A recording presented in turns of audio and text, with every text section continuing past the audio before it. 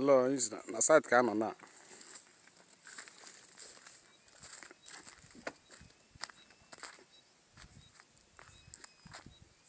Here bụ block.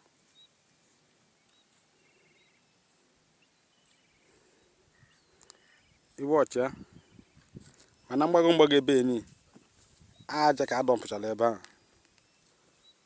Here 2-3 okwute babute yesterday. There one here. There one here. There's another one. You go measure am once. You go do one bag. Made the cement no fade. One bag. Finish one bag, enter another one. Then the other one. So you watch ya. You have aja. I don't put enough sand. Get on lie all. I don't going to 3,000 block.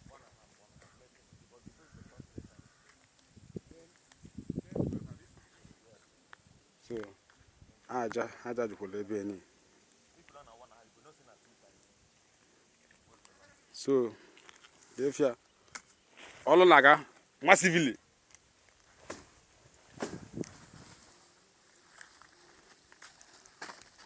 Yeah, bro. Tank milli.